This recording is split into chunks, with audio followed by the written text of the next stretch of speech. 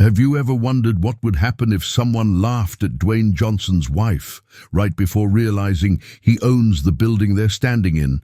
Let me tell you a story that'll stick with you long after it ends. A story about quiet, power, unseen judgment, and what dignity looks like when it's tested, then defended. It was just another golden morning in New York City. Fifth Avenue shimmered with its usual blend of elegance and excess. Luxury boutiques stood like glittering fortresses, their marble facades polished and proud, as if daring anyone uninvited to step inside. The sidewalks gleamed. The breeze was light. The city pulsed with that particular kind of confidence only money and status can produce. And yet amidst this glamour, a woman walked alone. She wasn't dressed to impress. In fact, she was the kind of woman most people wouldn't notice unless they were looking closely.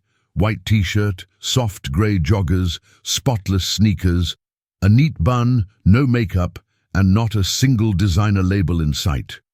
Only a plain gold wedding. A band on her finger, no entourage, no heels, no noise, but make no mistake, this woman moved with purpose. Her name was Ava Johnson, and she wasn't here to window shop. She was on a mission.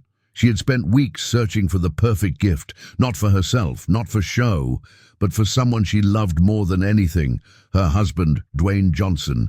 His 53rd birthday was coming up, and Ava wasn't looking for something flashy. Not another Rolex, not a diamond-studded ego. No, this gift had meaning. It had history, it had soul. Tucked inside the pristine glass walls of Valmont timepieces sat a vintage Chronomaster 1962. One of only 5 ever made, worn once by a legendary black aviator, restored by the hands of a master. This wasn't a watch, this was a story. And Ava knew the moment she laid eyes on it, this was his. The way it carried time, the way it held legacy, the way it spoke without saying a word. At exactly 10:30 a.m., she stood in front of the boutique, paused for a moment, breathed in. The city buzzed around her, but she was still, composed, present. She didn't look rich, but she was. She didn't look powerful, but she was. She reached for the door, opened it, and stepped inside. A soft chime greeted her entrance. So did silence. Behind the sleek counters, suited staff floated like ballerinas in a theater of wealth. The air smelled like leather cologne and expensive time, but no one turned, no one smiled, no one even said hello. Still, Ava didn't flinch. She wasn't here to be recognized. She was here to remember why she loved her husband, and to buy him a watch that matched his story. The kind of story that deserved to be told, not because of fame, but because of meaning. But what she didn't know was that today, this boutique wasn't just going to test her wallet. It was about to test her worth and the people who judged her. They had no idea who they were about to meet. Ava Johnson walked with quiet certainty. Her footsteps didn't echo loudly across the boutique's marble floors, but they carried the weight of purpose. She moved toward the far end of the store where the vintage timepieces were displayed behind crystal-clear glass. A gentle hum of conversation filled the air, mostly between sales associates and their well-dressed clientele. But no one approached her, no one acknowledged her presence. It wasn't an accident, and it wasn't subtle. She didn't come to browse. She came for one thing, the Chronomaster 1962. There it was, resting on a velvet pedestal under soft, white lighting, aged silver casing, rich brown leather band, a silent monument to craftsmanship and legacy. It almost shimmered with something deeper than elegance. History. Ava leaned in, studying the watch's fine engraving. She already knew what it was, who it once belonged to, how rare it was. She'd read everything, but seeing it up close was something else. This wasn't just a timepiece, it was a declaration, and it was perfect for Dwayne. Then, like a gust of cold air, a voice broke through the reverie. "May I help you?" The tone was polite, but just barely. A little too clipped, a little too measured. Ava turned and found herself face to face with a young white woman behind the counter. Her name tag read Emily. Hair in a tight blonde bun, perfect makeup, sharp jawline, even sharper eyes, ones that scanned Ava from head to toe with precise judgment. First the sneakers, then the joggers, then the absence of makeup or diamonds. Ava knew that look. It wasn't curiosity, it was categorization. Yes, Ava said calmly, pointing to the chronomaster. I'd like to see that one, please. Emily's mouth pulled into a tight, controlled smile, the kind you give when you're not really smiling. That's the Chronomaster 1962, she said. It's one of our most exclusive pieces. It's priced at $95,000. There was no question in her voice, only doubt. Doubt that Ava could possibly know what it was. Doubt that she should even be asking. Ava didn't blink. I know. That's the one I'd like to see. Emily paused. It wasn't a pause of consideration. It was hesitation disguised as protocol. Her manicured fingers tapped the counter once, as if debating whether or not to waste the boutique's precious time. Then she offered with faux kindness, "We also have some lovely women's fashion watches toward the back. Much more attainable." Attainable. The word hung in the air like perfume, expensive, suffocating and offensive. Ava met her gaze, calm, steady. "I appreciate the offer," she replied, "but I came for this one." There was another beat of silence, the kind that doesn't just pause a conversation, but freezes the air between people. Slowly, reluctantly, Emily reached into her blazer pocket and pulled out a small silver key. She moved to the glass case like she was unlocking a vault, not showcasing a watch. Her fingers lifted the velvet pad with exaggerated caution and placed the Chronomaster on the counter, barely within reach. She didn't lean forward. She didn't say anything welcoming. Instead, she stepped back, literally and symbolically, and then came the statement that said more than anything else that day. "Only 5 were made," she said. "It's not a watch we usually take out. For just browsing, just browsing." Ava picked up the watch gently. She didn't flinch, she didn't react. Her hands moved with care, rotating the dial, feeling the leather. She whispered to herself, "It's perfect," then looked up. "I'll take it." Emily blinked.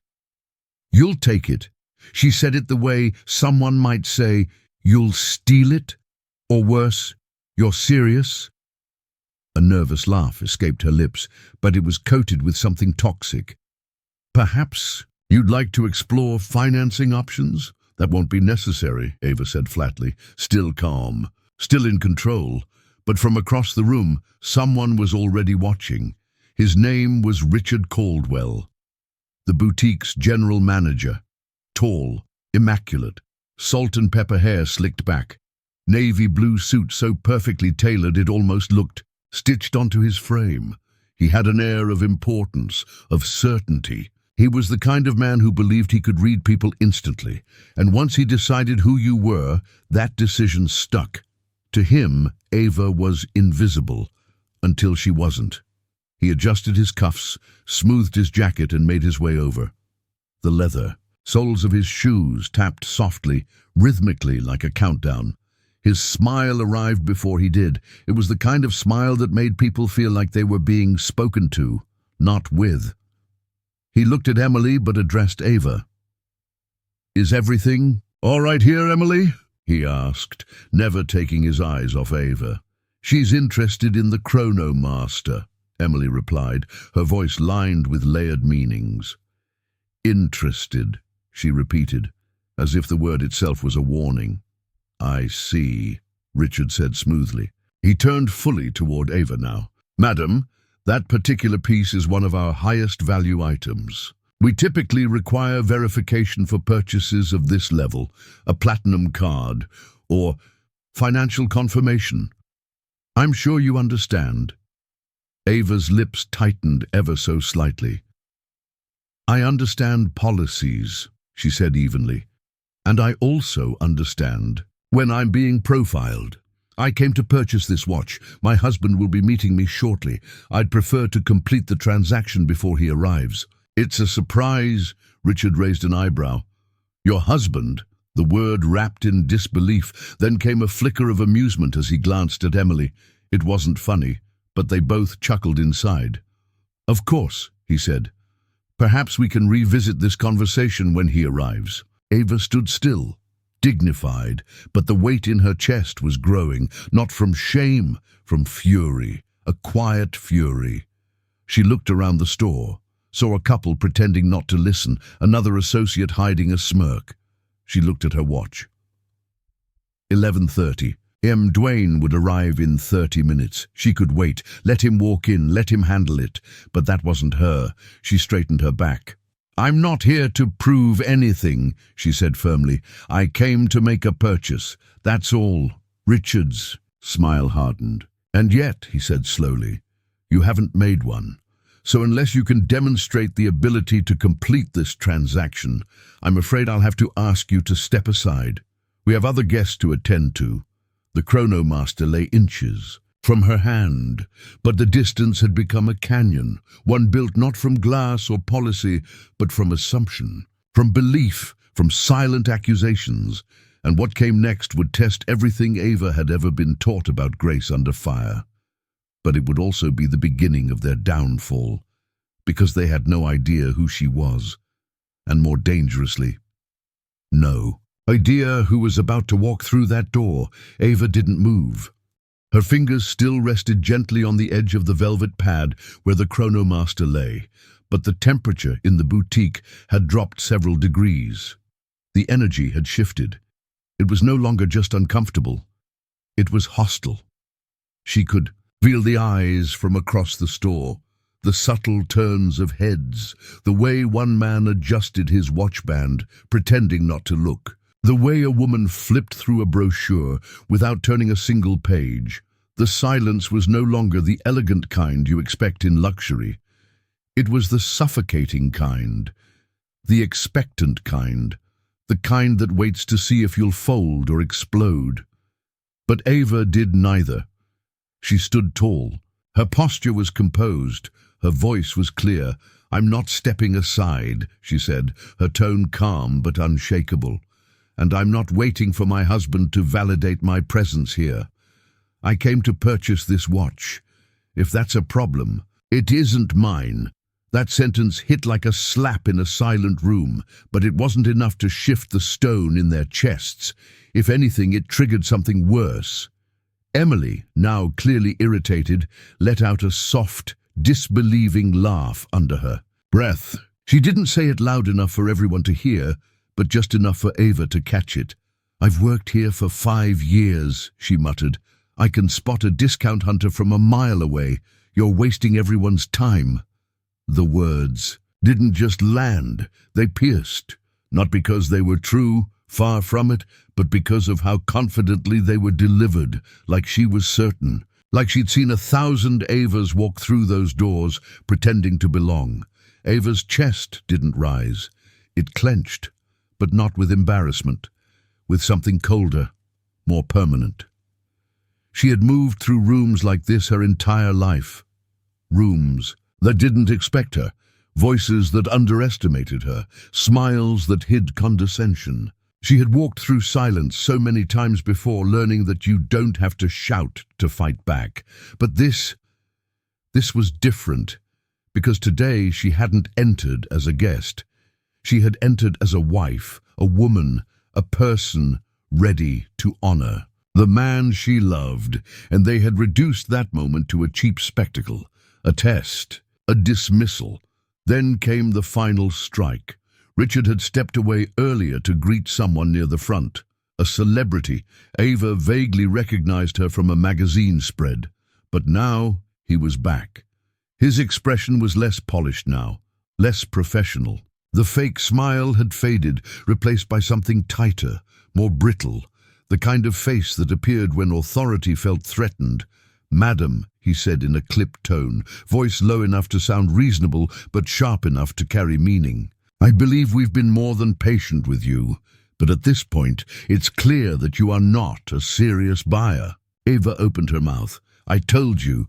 He raised his hand, not aggressively, but enough to silence her, enough to say, "This conversation is over. You have no proof of funds, no card, no verification, just a claim and an attitude." He took a step closer, lowering his voice even more. "And frankly, we've had too many situations like this. People walking in, touching merchandise, taking photos, trying to look like they belong. It disrupts our environment." That last word stung more than the rest. Environment. As if her presence polluted it, as if her skin tone shifted the room's temperature too far from luxury. "This boutique caters to a very specific clientele," he continued. There it was. The curtain had fallen. The coded language dropped. He didn't mean exclusive. He meant exclusion. Ava stood in place, frozen not from fear, but from restraint. Her hands trembled just slightly at her sides, fingers twitching with the urge to react. But she held them. "Still, so you're asking me to leave," she said slowly, "because I don't look like your idea of a customer?" Richard didn't flinch. In fact, the corner of his mouth twitched upward, just enough to qualify as a smug grin. "I'm asking you," he said carefully, "to stop wasting our time and step outside. If your husband arrives and wishes to make a purchase, we'll be happy to assist him." Then came the gesture, so subtle, so deliberate. He motioned toward the door like he was doing her a favor, but his fingers sliced through the air like a blade. A judgment, a verdict. Ava didn't move. She stared at him hard, searching for anything, remorse, hesitation, even a flicker of doubt. But all she found was certainty, the kind of certainty that only exists in people who've gone unchallenged for too long. "This is ridiculous," she said quietly, turning toward the exit. "The way you're treating me says more about this store than it ever could about me." And just as she reached the door, Richard followed, not in a rush, not apologetic, just controlling. Then, with calculated ease, he placed a hand lightly on her arm, just long enough to guide, just firm enough to push. It wasn't forceful, but it was unmistakable. Ava stepped out into the sunlight. The heavy glass door clicked shut behind her. That sound, it didn't just signal a closing, it was finality, a declaration: you do not belong. The world outside was brighter, louder, but to Ava, everything felt distant, muffled, unreal.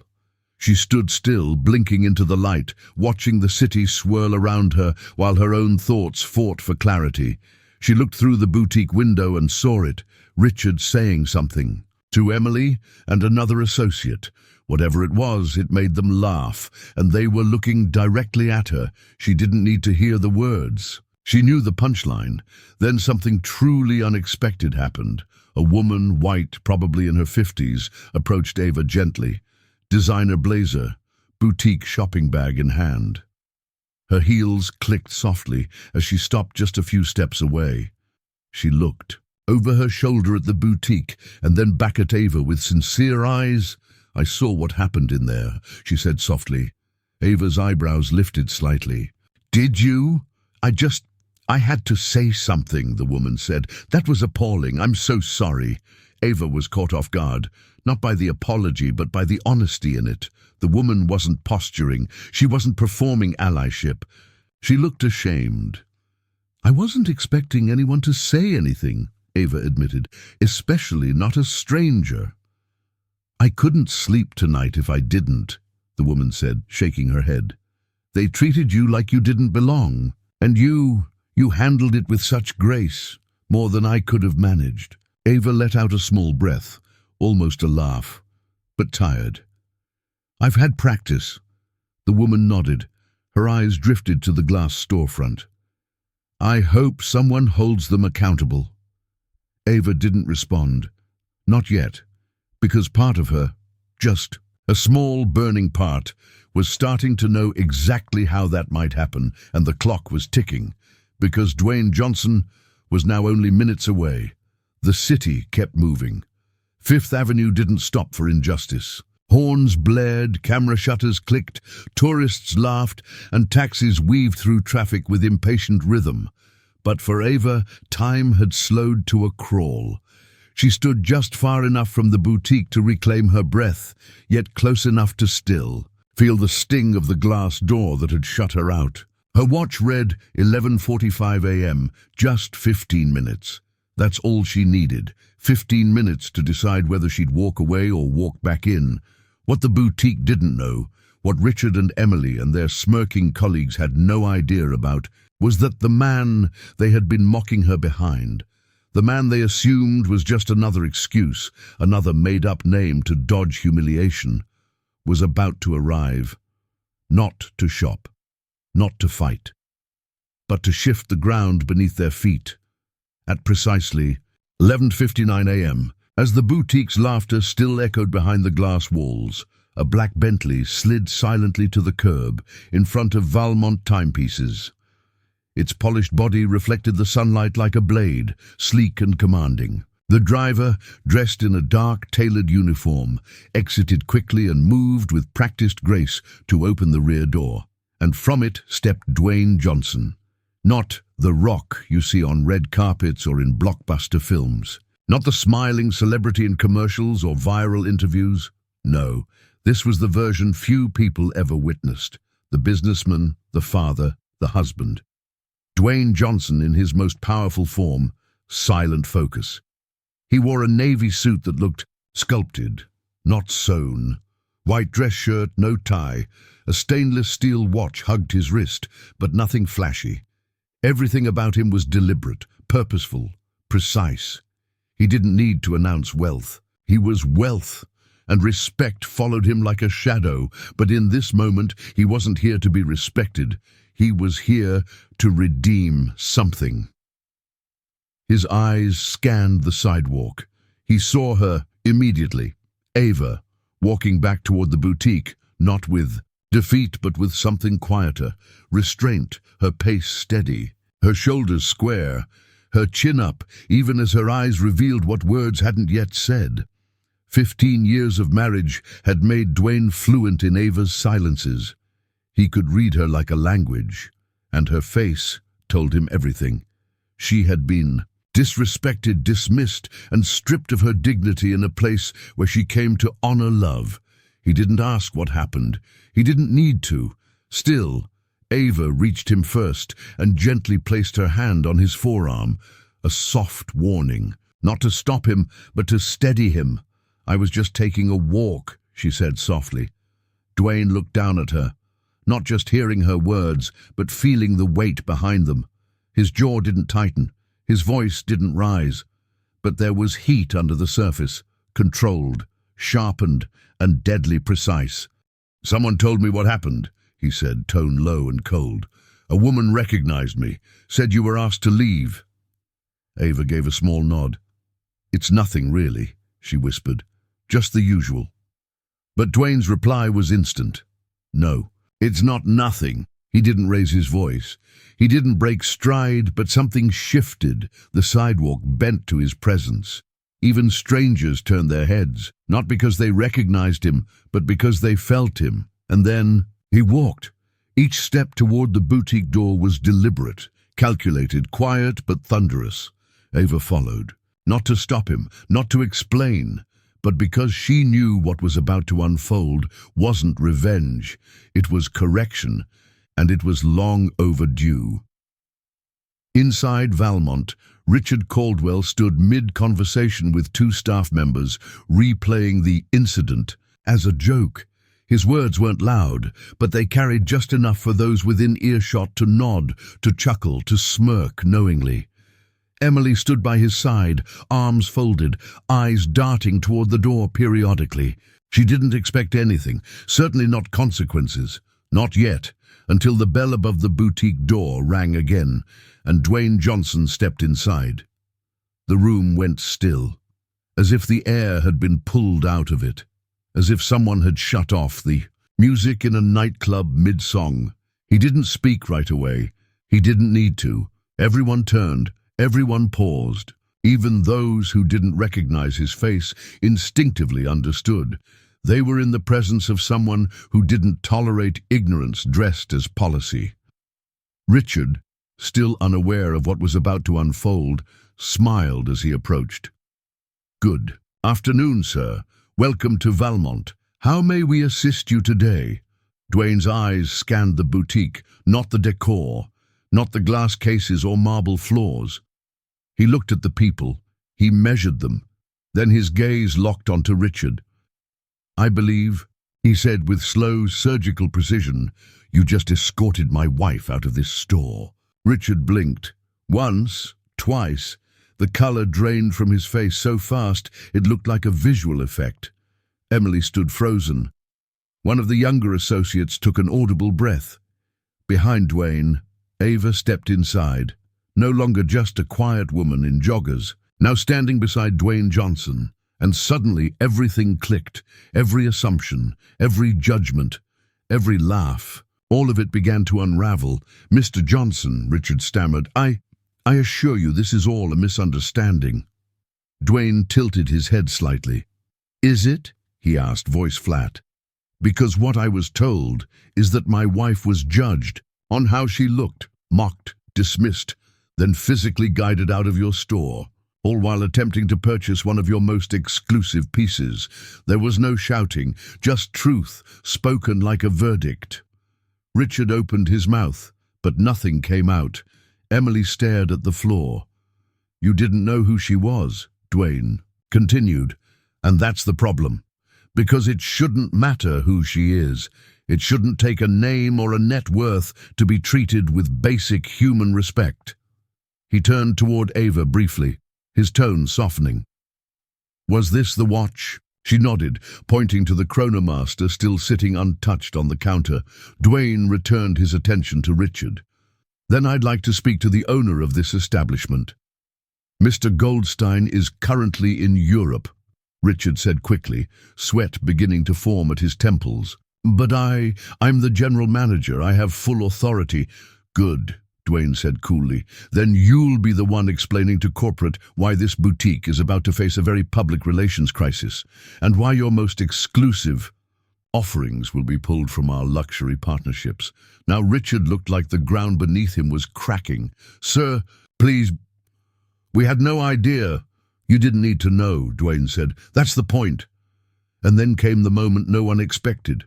Dwayne reached into his jacket and pulled out a sleek black business card, placed it on the counter, leaned in slightly. "My firm finalized acquisition of controlling shares in Valmont Group this morning," he said with calm intensity. "Technically, I'm your boss." The silence was deafening. One associate dropped a clipboard. A customer near the door whispered into her phone, and for the first time all day, Ava Johnson smiled. Not because she needed her husband to fight for her, but because she knew the world had just shifted, and the story wasn't over yet. You could have heard a pin drop. The boutique, once buzzing with quiet chatter and curated luxury, was now frozen, caught in the wake of a single sentence. "Technically, I'm your boss."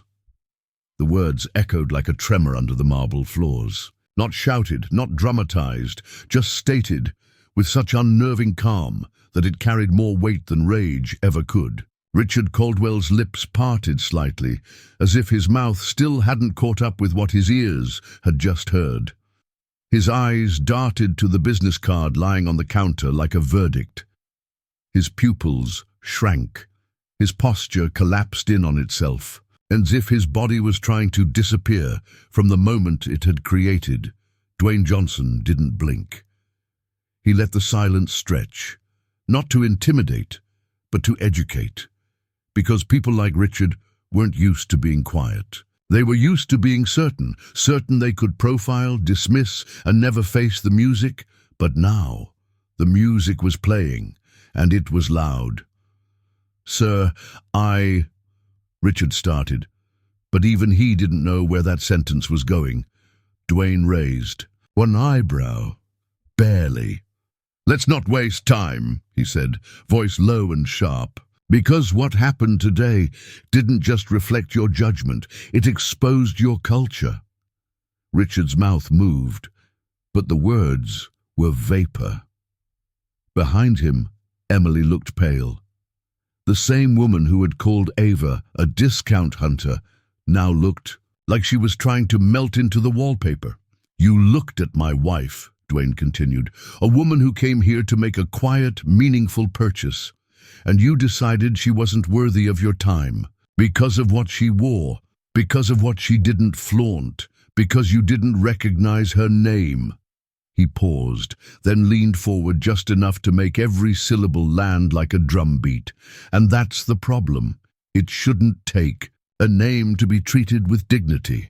The room was still. A customer near the back slowly placed her phone into her purse and pretended to browse, but her ears, like everyone else's, were locked in.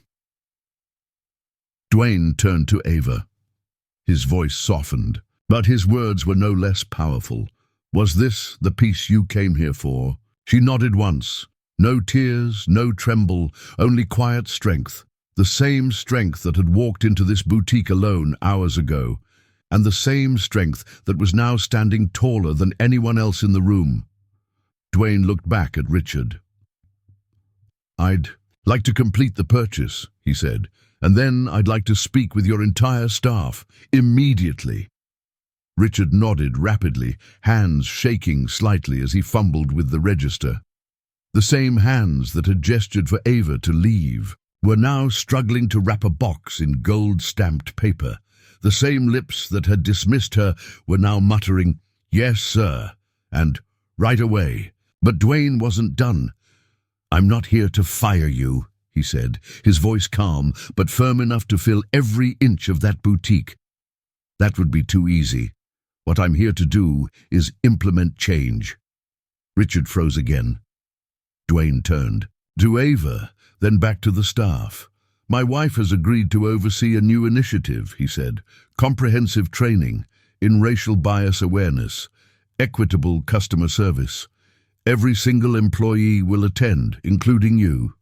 He didn't raise his voice, but it cut through the room like a scalpel. Ava blinked. She hadn't expected this. She thought they would just leave. Maybe file a report, maybe call someone at corporate, but this wasn't about corporate. This was about culture. And now they were rewriting it from the inside. Richard swallowed, his voice barely above a whisper. I would appreciate the opportunity to learn, sir." Dwayne nodded once. No handshake, no applause. Just expectation. "Excellent. Training begins next week." Then he turned to Ava again. "Now, if they can finally complete the purchase you intended to make over an hour ago, we've got a lunch reservation to keep." And with that, the final scene played out in real time.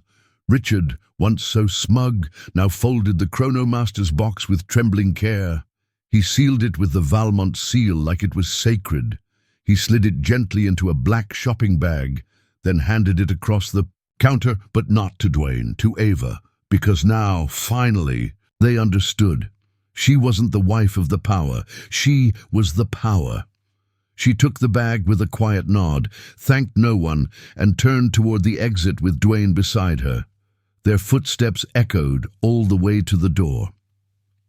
Outside, the city hadn't stopped, but people had. Phones were raised, whispers passed between tourists. Employees inside still stood like statues, unable to fully grasp how fast the floor had shifted beneath them. And just before the door closed, Dwayne turned one last time. "If you're unwilling to learn," he said to the room, his voice almost gentle, "you're welcome to resign immediately." Then he held the door for his wife.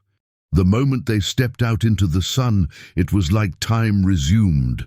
The noise of New York returned, but everything had changed. They didn't storm out. They rose out. People stared, but not in mockery, in awe. Some recognized him, others didn't. But everyone could feel it. Something had been set right. They walked in silence for a few steps, then stopped at the corner, the traffic light blinking red. Ava looked at him, the corners of her mouth lifting just slightly. "Was that too much?" he asked softly. Ava looked at the bag in her hand, the one that had almost slipped from her reach. Not because she couldn't afford it, but because someone decided she didn't deserve it. She smiled. Not at all, because that wasn't revenge. That was restoration, and justice, it turned out, didn't always roar. Sometimes it just walks out holding hands, while the whole world watches. Outside the boutique, the city carried on as if nothing had happened. The horns still blared. The foot traffic still rushed past in tailored suits and summer sandals. A hot dog vendor on the corner continued his sales pitch, as if the last 30 minutes hadn't turned an entire institution upside down. But for Ava and Dwayne Johnson, something had undeniably shifted. They didn't speak right away, not because there was nothing to say, but because sometimes silence honors what words would only dilute. Ava clutched the sleek black Valmont shopping bag in one hand, her other hand wrapped gently around Dwayne's forearm. It wasn't a dramatic grip. It was familiar, intimate, the kind of unspoken connection that's built not in grand gestures, but in everyday moments, quiet mornings, hard-earned forgiveness, and long walks when no one's watching. They moved as one. And while the people around them began to murmur, "Is that Dwayne Johnson? What just happened in there?" neither of them responded, because this wasn't about fame. This wasn't about scandal. This wasn't about the viral moment the world was already trying to upload. It was about something deeper, more precise. Personal dignity. Ava adjusted her pace slightly, as if slowing her body to match the emotional weight of what had just transpired. Every step away from Valmont timepieces felt like she was peeling off layers, not of shame, but of burden. And with each step, something quietly astonishing happened. She didn't feel small anymore. She didn't feel dismissed or invisible. She felt seen.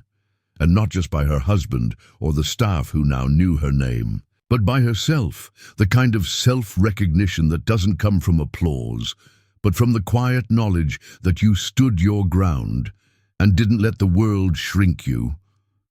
"Lunch is still on, right?" Dwayne asked, glancing sideways with a half-smile.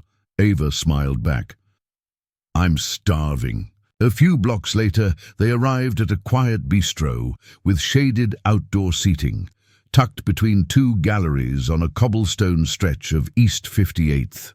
No paparazzi, no velvet ropes, just lemon trees in clay pots and white linen tablecloths that danced gently in the breeze.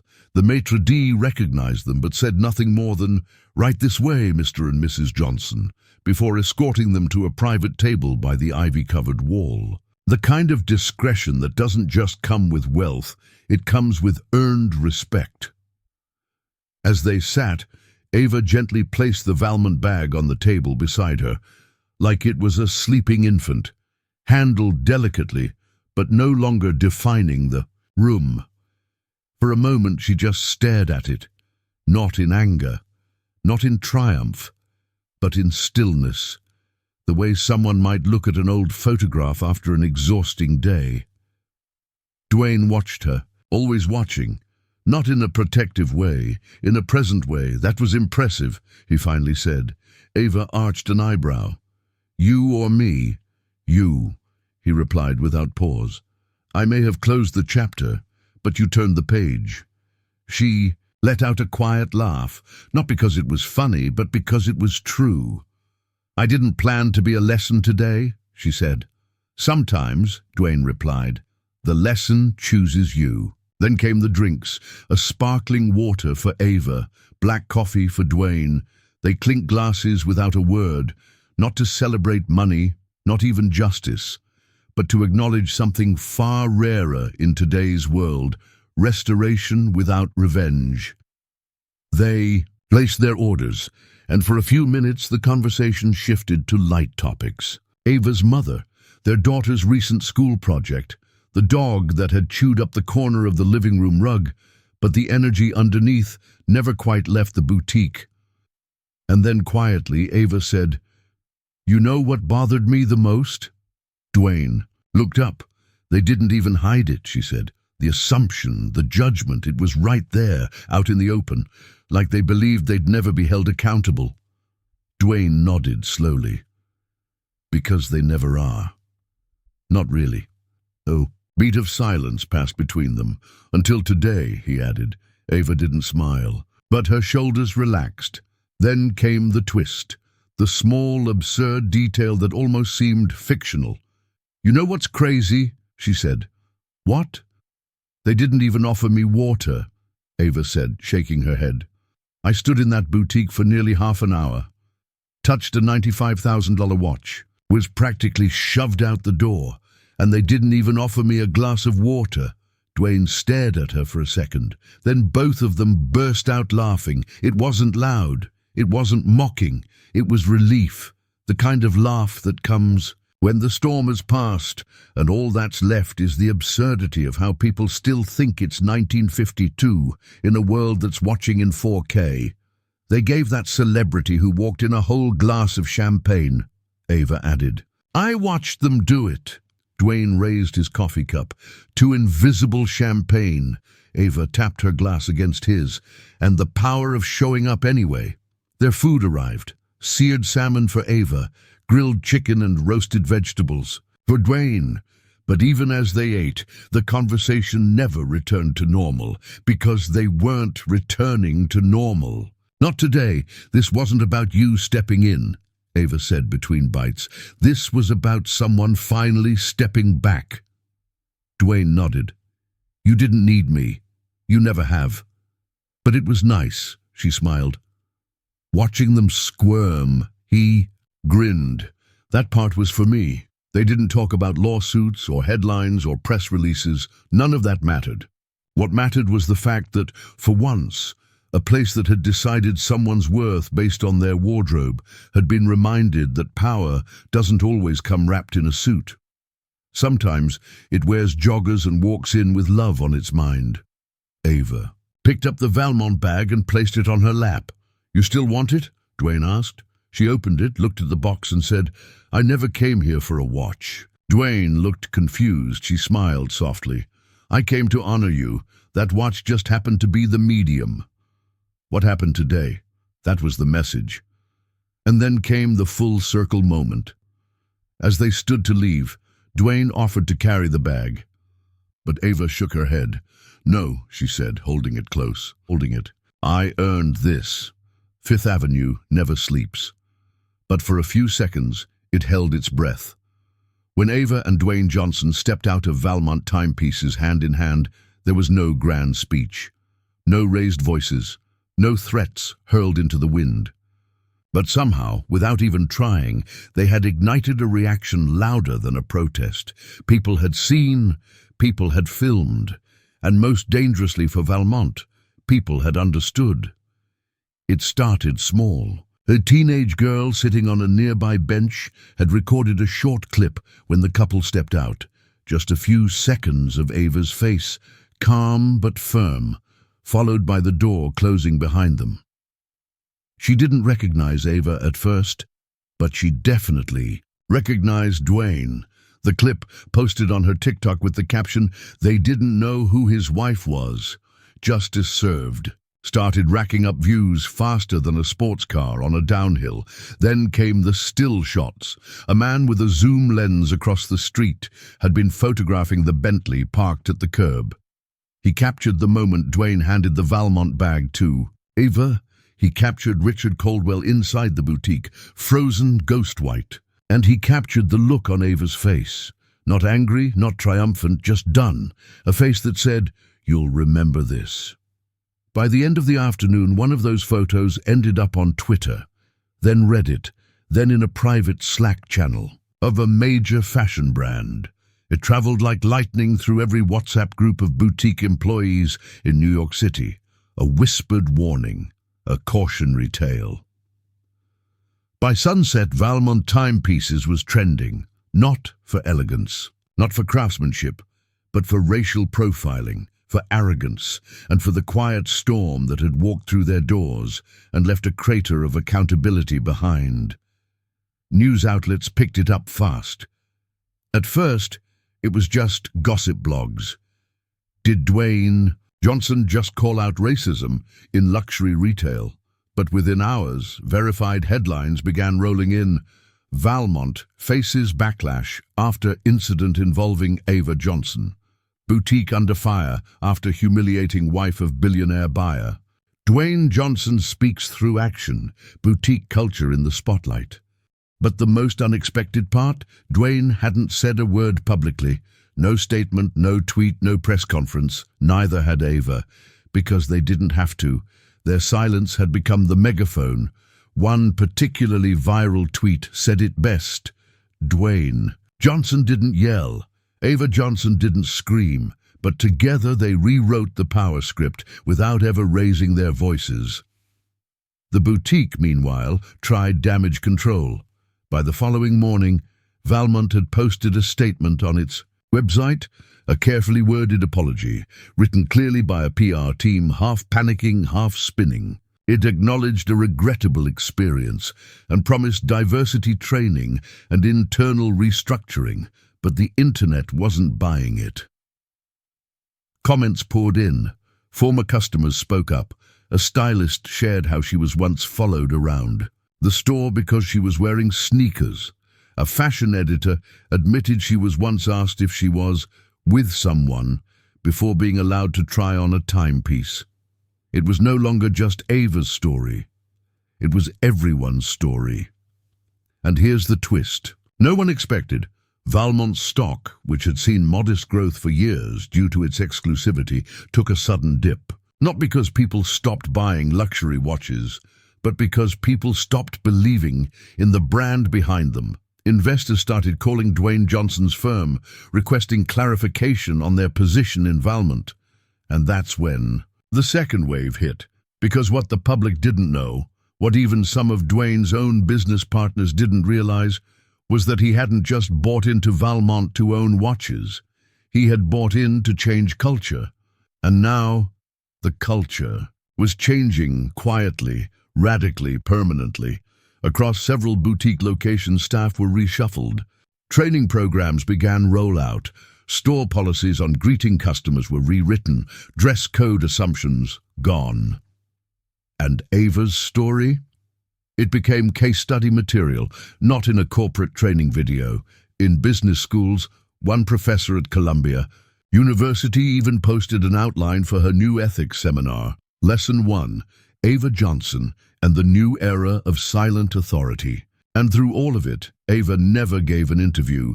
She never issued a quote. She didn't have to.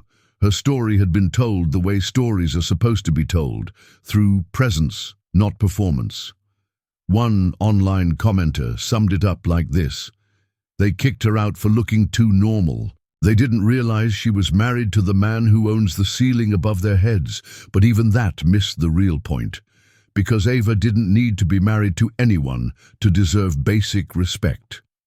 That was the point Dwayne had made in that boutique, and the point the world was finally echoing back. Her power was never borrowed, it was always hers, and the fact that it took revelation to receive dignity was exactly why the story mattered. In a way, the story became a mirror, not just for Valmont, but for anyone who's ever made a snap judgment, anyone who's ever whispered they can't afford that behind a polite smile, anyone who's ever assumed that class can be measured by clothes, that intelligence can be guessed by grammar, or that power can be seen before it's spoken. And here's where things took another unexpected turn. Within a week, boutique brands from Paris to Tokyo began auditing their first contact policies.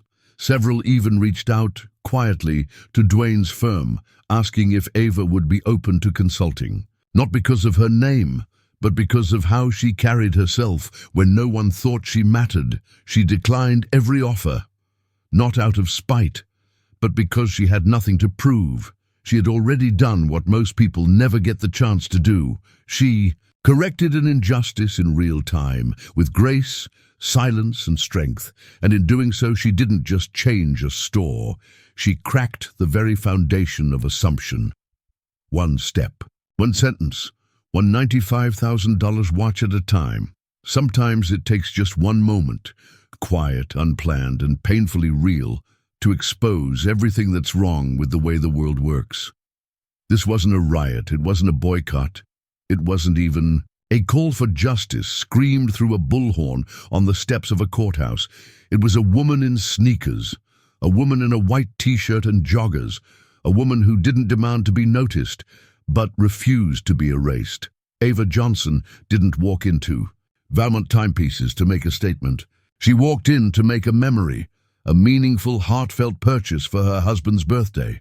That was it. No press, no entourage, no expectation of headlines. She didn't enter with privilege on display.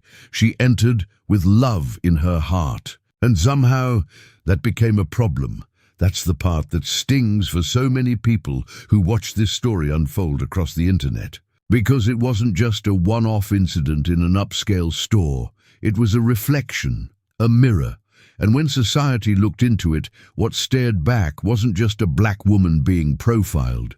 It was a culture so used to performing civility that it can't even recognize when it's practicing cruelty. And here's the most unsettling truth. Ava didn't need to be anyone's wife to deserve decency. She didn't need Dwayne Johnson to walk in behind her and shift the power dynamic, because dignity is not something you earn through proximity to wealth or status. It's something you possess from the moment you wake up with breath in your body. But what happened in that boutique? It told a different story. It said, if you don't look the part, you won't be treated like you belong. It said, if you don't wear the right shoes or flash the right logo, your presence is suspect. It said, if you enter our space quietly, without performance or posture, will decide whether you're worthy of attention before you ever speak. And the kicker, this wasn't a hidden camera sting or a scripted setup. It was real life, unfiltered, and disturbingly familiar for millions of Americans who felt the same cold glance, the same patronizing tone, the same invisible hand pushing them aside. Now here's the twist no one saw coming. Ava's story wasn't rare, it was just finally visible, because the only reason this story made headlines is because someone famous happened to be standing behind her. But what about all the stories that never make it to TikTok or Twitter? What about the people who don't have a Bentley pulling up behind them or a billion-dollar equity firm waiting in the wings? What happens when they're told to step aside? What happens when they're labeled as not serious buyers? What happens when the door closes behind them and no one is watching? That's the deeper question Ava's story forces us to ask. Because this wasn't just a story about shopping. It wasn't about money. It wasn't even about race alone. It was about assumption. The kind that lives under the surface, well-dressed and well-spoken, hiding behind policy and standards, but fueled by prejudice.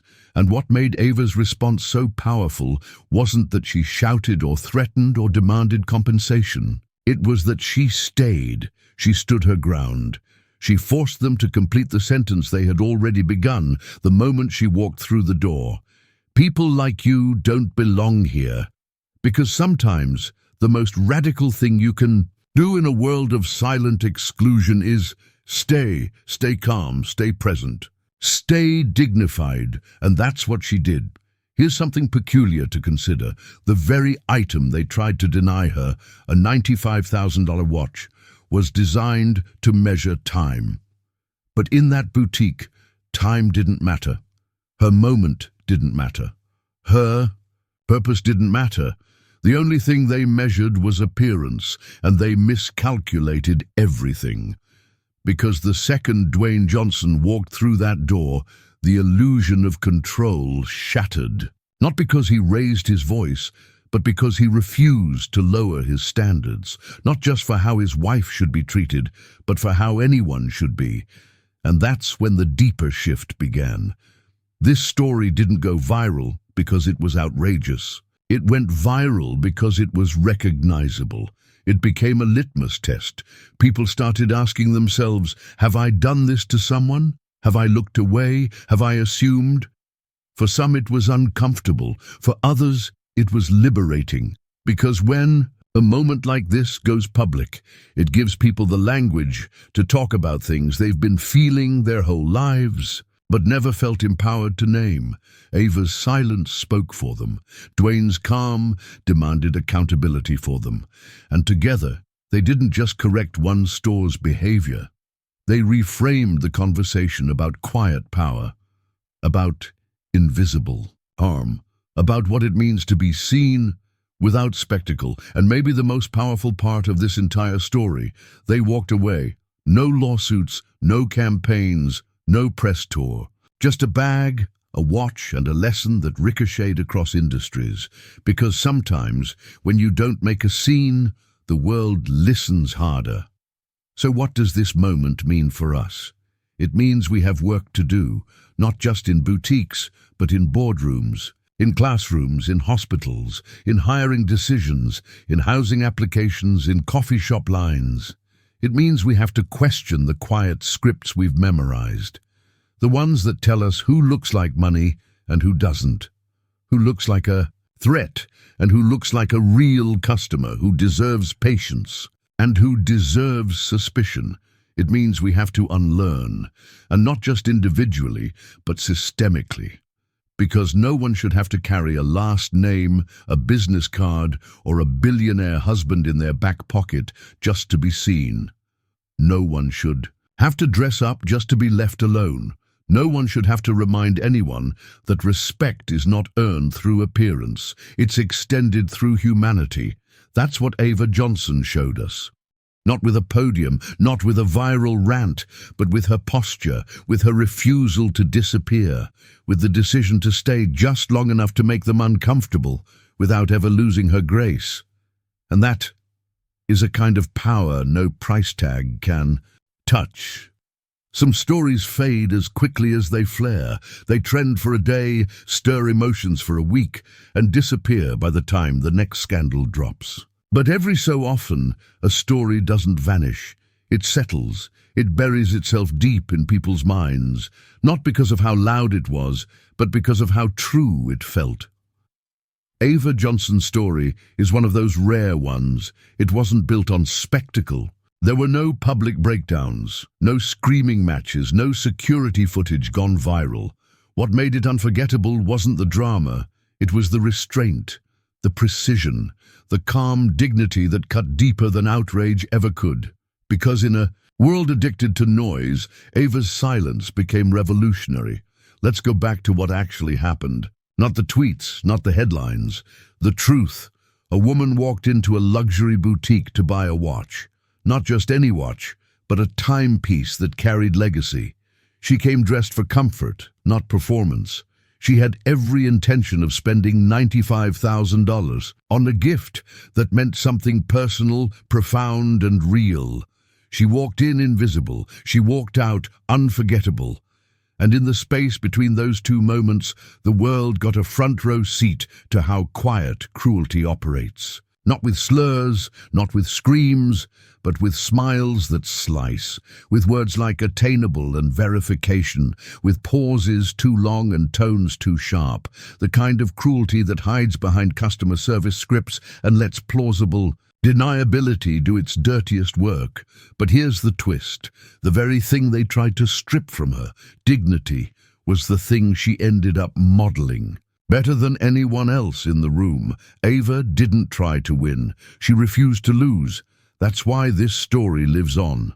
Weeks after the incident, it still circulates on message boards, in business classes, and in group chats across the country. People still talk about that woman in the boutique, not because she raised hell, but because she made people rethink their own actions, rethink their own judgments, ask themselves silently, would I have treated her the same way? And that's where her legacy begins, not in the purchase, not even in the apology, but in the mirror she held up to the world, calmly, steadily, without flinching. Ava didn't just leave the store with a watch. She left with proof, not on paper, not on video, but in the form of change that can't be undone. That boutique, they'll never operate the same again. The staff, they'll never forget her name. The managers, they'll never forget the moment they were outclassed by the very person they tried to diminish. And yet Ava never gloated. She never tweeted. She never gave an interview, because power doesn't always announce itself. Sometimes it just stays, still long enough to let the silence do the speaking. Here's a strange detail. Someone on Reddit pointed out that the Chronomaster 1962, the same watch Ava bought, was originally designed as a pilot's navigation tool. It wasn't about fashion. It was about direction, about precision, about staying on course under pressure. Isn't it ironic that a watch built to guide someone through the clouds ended up in the hands of a woman who, that day, was navigating through something far more turbulent than air? She didn't just buy a watch. She bought back her moment. That's legacy. And what about Dwayne Johnson? He didn't come in swinging. He didn't throw weight around. He walked in with focus, looked injustice in the eye, and redirected the conversation. But even he would tell you, this wasn't his moment. It was hers. He just made sure the world didn't miss it. That's what real support looks like. Not rescuing someone who doesn't need saving, but making sure the light points where it belongs. In one of the most unexpected consequences of the incident, leadership coaches began referencing the encounter in corporate trainings. They called it a case study in silent leadership. Others called it the boutique effect, the realization that one small act of bias in the wrong room at the wrong time can echo through industries. But let's make one thing clear. Ava wasn't trying to be a symbol. She wasn't trying to be a teaching moment. She just wanted to buy a birthday gift for her husband without being reduced to a stereotype. That's what makes the story so universal. Because how many people just want to walk through a door and be treated fairly? How many people have had their presence questioned before their words were even heard? How many have had to prove they belonged in spaces they already earned the right to enter? And how many will still have to after this? That's why Ava Johnson's legacy matters, because she didn't just show what bias looks like, she showed what defying it looks like, with composure, with clarity, with class. She walked into that boutique alone. She walked out with the man she loves. And the world watched not because of who they were, but because of how they moved. This story won't be taught as a viral moment. It will be remembered as a quiet victory, the kind that doesn't trend for 24 hours, but lingers for generations. The kind that rewrites policy, re-educates judgment, redefines strength. Ava Johnson didn't scream. She didn't curse. She didn't threaten, but her legacy, it roars, and we'll still be hearing it long after the trending hashtags fade. Let's stop for a second and strip away the cameras, the headlines, the trending hashtags, and the famous last name. Let's forget for a moment that her husband was Dwayne Johnson and that a luxury watch was even involved. Let's ask the real question. The one that lingers after the video ends and the music fades out. What would you have done if you were Ava? Not the version of her standing beside power. The version standing alone. The version with calm hands but a storm behind her eyes. The version with $95,000 worth of intention but not an ounce of validation from the room around her. The version whose presence was questioned, not because of what she said, but because of what she wore. Would you have stayed? Would you have walked? Would you have shouted, cried, or folded into yourself just to survive the humiliation? Would you have held your ground without raising your voice? Because here's the truth most people won't say out loud. It's easier to imagine how we'd like to react than to live through the moment and still have our dignity intact. What Ava did was not performative. It was not curated for the cameras. She didn't know anyone was watching. She didn't know the world would care. All she knew in that moment was that she was being shrunk by people who didn't see her value, and she chose not to shrink, and that's what makes her response so rare. She could have yelled. She had every right to. She could have called Dwayne immediately, demanded he come fix it, turned the whole place upside down with one name drop and a credit card flex. But she didn't, because that would have made the story about him. And this was hers. So again, what would you have done? Would you have spoken as evenly as she did when Emily told her the women's fashion watches were more attainable? Would you have stood motionless, breathing through your frustration, while Richard informed you, without flinching, that your presence was disrupting the environment? Would you have let your silence burn instead of letting it break? Or here's a harder question. Would you have been Richard or Emily? Would you have scanned someone from head to toe? Let your eyes do the judging before your words followed with polite condescension. Would you have stood nearby and said nothing? Would you have smiled at her and laughed when she left? Because these are the real questions the story leaves us with. Not just how we would have reacted in Ava's place, but how we have already acted in moments like these, whether we've held the door open or quietly helped close it. And yet, Ava held hers open, not with her hands, but with her presence. She gave everyone in that boutique, every staff member, every customer, every bystander pretending not to watch, one last chance to correct themselves before her dignity outgrew the room. And when the door finally shut behind her and she stood alone on the sidewalk, she didn't fall apart. She stood still. Here's the unexpected detail. In the transcript of that moment, Ava doesn't say anything theatrical. No monologue, no tearful declaration. What she does say is quiet and haunting. The way you're treating me says more about this store than it ever could about me. Read that again. That line is not just a clapback, it's a mirror. Because while the boutique tried to make her feel small, Ava made their behavior visible. She exposed them, not through conflict, but through composure. And that kind of strength doesn't come from money. It comes from history. It comes from walking through doors your ancestors were never allowed to enter and still having the grace not to slam them shut on the way out. So what would you have done? Would you have demanded justice or, like Ava, embodied it? Because the legacy of this story doesn't live in the boutique. It doesn't live in the trending page. It lives in us, in how we treat the next Ava we meet, in how we respond when the person standing in line behind us doesn't look like they belong, in how we interrupt the next casual injustice we witness, not with shouting, but with presence, and in how we decide every single day to either play along with silent prejudice or challenge it quietly from the inside out. The most powerful stories aren't the loudest. They're the ones that stay with us, that haunt us when we walk into stores and wonder, did I greet that person because of who they are or what they wore? That whisper to us when we see someone being ignored and remind us, respect isn't earned by how you look, it's owed by default. That echo in our minds when we're about to say something dismissive and we stop ourselves, because now we know better.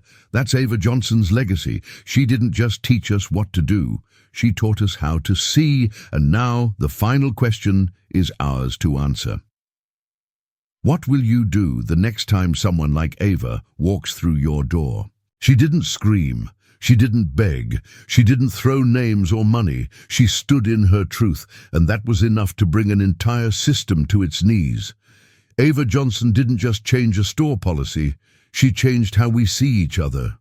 Her story isn't just about injustice, it's about what dignity looks like when it's tested and still wins.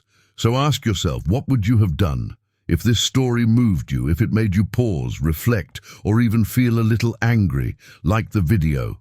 Share it with someone who needs to see it, and tell us in the comments, what does dignity mean to you? And don't forget to subscribe, because we believe in sharing stories that heal, awaken, and remind us. The quietest people often carry the loudest truth.